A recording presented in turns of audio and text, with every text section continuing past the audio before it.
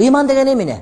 İman hurmatlı bir tuğanım, La ilahe illallah Muhammedur Rasulullah деген kelimeni düşünüp, anın hakikatini bilip, oşunu жүрөккө киргизип, ушул касиеттүү сөздүн тегерегинде жашоо деген сөз. Эгер Кудай Таалам кайсы бир адамга жакшылык кааласа, бул ага жеңил болот. Эгер Кудай бирөөгө жакшылык каалабаса, анда бул ал адамга оор болот. La ilahe illallah деген сөздүн мааниси Аллахтан башка Кудай жок деген сөз. Аллах Тааладан башка ибадат кылганга, намаз окуганга, сыйынганга, сураганга, жалынганга, рызкы сураганга, коркконго ылайыктуу болгон Кудай жок. Кудайлар толтура көп.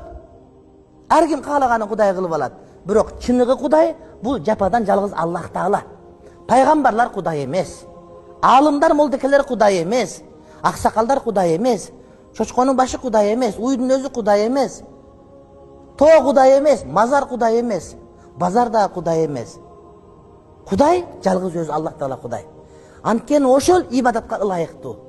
Андан башка Кудай жок. Ал жалгыз. Ошонун алып келген дини менен жашоо Кудайды жалгыз деп билүүгө жата турматтуу бир тууганым.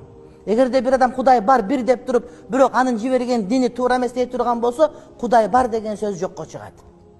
Бизде бирлер мен деле мусулман анам бирок бир дин андай мындай. Жок. Kudaydı бар деген, Kudaydı жалгыз деген адам, Kudayдын жиберген шариаты эч күмөнсүз толук деген сөз. Туура, мен мусулман катар барын аткарылып айткышым мүмкүн, бирок диндин өзүндө айып жок. Эгер ошол дин менен толук жашай турган болсоң, толук бактылуу болосуң дегенде жүрөк алып кирүү деген сөз. Бул дин акыркы дин деген сөз. Кимдир бирөө ла илаха иллаллах десе, бул акыркы дин, башка дин жок, башка дин издештин дагы кереги жок. Анткени диндердин акыркысы ошол ислам дини, мындан кийин башка дин келбейт, урматтуу бир тууганым. Анткени Куранда Кудай Таалам инна дина индаллахи ислам, Кудайдын астындагы акыйкат дин бул ислам, мусулманчылык деди. Экинчиси Мухаммад Расулуллах. Мухаммад деген киши бул Аллахтын бизге жиберген пайгамбары. Ошого күбөлүк келтиребиз. Саллаллаху алейхи ва саллам деп.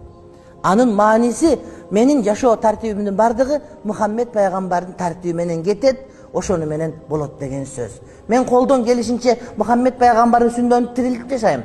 Менин мамилемде аялым менен болгон, менин балдарым менен болгон мамиледе, менин кийген кийимде, тамак жеген жүрүш турушумда, жумушка барганымда, жаратылыш менен болгон мамилемдин бардыгында мен пайгамбар көрсөтүп берген тартип менен жашаймын деген маани урматтуу бир тууганым. Мухаммад Расулуллах